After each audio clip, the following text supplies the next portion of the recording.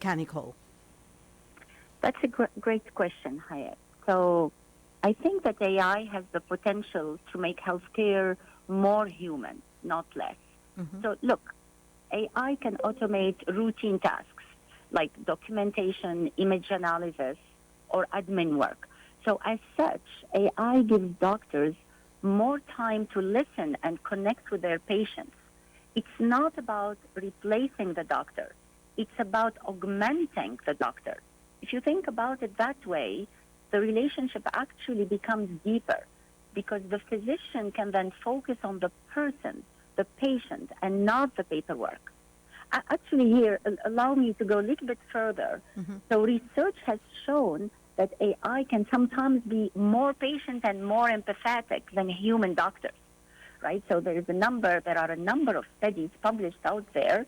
One of them is from JAMA, which showed that basically evaluators found that ChatGPT's responses to patients, they were empathetically 10 times higher than those written by physicians. And why? That's because AI doesn't face the same time constraints, right, as busy doctors. It can be patient and it can assist the person or the patient without the pressure of a packed schedule. Right. Are there some big ethical or safety concerns when using AI for medical decisions, and how can they be addressed? Absolutely, right. So the main concerns, as you said, are bias, transparency, and accountability. So what do we mean by bias, right? It's actually the bias in our data. So I'm going to give you an example. So researchers at Stanford University, they found that popular AI algorithms that are used to read chest x-rays, right, these algorithms actually perform very bad on female, Black, and Hispanic patients compared to white males. Oh, dear. And the reason was simple but serious. And that is the training data used to build these models, these systems, came mostly from white male patients. So if you train a model on white male population, how do you want it to work on women, on female, right, or on Hispanic patients? So the model needs to learn from generalizable set of populations. So transparency is another issue, right?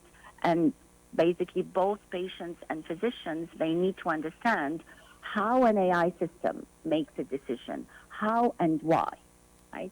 And finally, there is the issue of accountability, right? So when the system makes a mistake, who's accountable? Right. Is it the physician or provider, the system? or is it the system, or is it the AI engineer who developed the system, right? So these are open questions, right? So we need an open dialogue between AI engineers, clinicians, ethicists, and policymakers. Right, in order to address these issues. So in your opinion, what new skills maybe should future doctors develop to work more effectively with AI tools? So future doctors should become AI literate, not necessarily AI experts, right? They need to understand at a certain level how algorithms are built, what data they can use, and what are the limitations of AI, right? So they need to have skills in data interpretation, digital ethics, and human AI collaboration. On top of that, of course, doctors are going to need strong communication skills, right, to explain AI decisions and insights to patients in clear, compassionate ways. So the doctor of the future, in my opinion, is going to be both a clinician and a data translator. Right. So how can AI extend quality healthcare maybe to rural or underprivileged or underserved communities that lack specialists in a given field? Oh, it's the biggest gain of AI, right? So AI can democratize medical expertise. Right. So, for example, AI-powered diagnostic tools. They can analyze medical images, they can analyze lab results, and provide pretty good assessments in areas where these rural areas where specialists are not available. You combine that with telemedicine, and you're connecting local clinicians with experts remotely. So AI can also help, as we know, with early disease detection. It can do predictive analytics. It can alert to a pandemic like COVID, right, before they become a crisis. So in this sense, AI also acts as a force multiplier, right, for human expertise, and that is irrelevant whether you live in a city or you live in a rural area. Okay, Nidal, my last question maybe would be about the challenges that developing countries face in integrating AI into healthcare systems. That's a great question, and I think that the biggest challenge for developing countries, and that includes Tunisia, is infrastructure. Right? So AI depends on high-performance computing, right? These are expensive, right? GPUs, cloud platforms, secure data centers.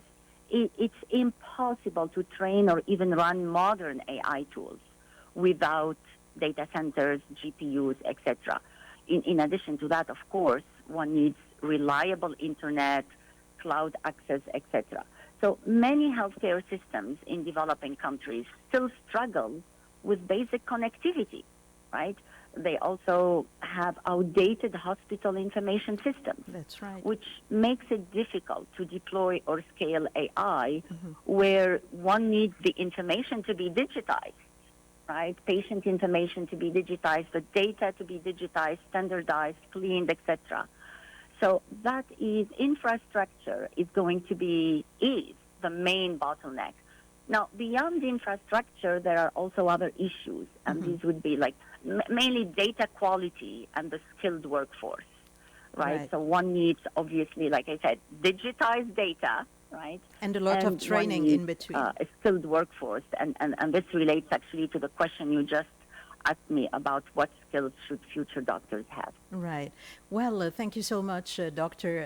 Nidal Bouawenia. And I think from what stands out from this balance maybe between innovation, between technology and humanity, that the patient is at the heart of the process. Absolutely. Thank you so much. Thank you for having me. You're welcome. Bye-bye. Bye.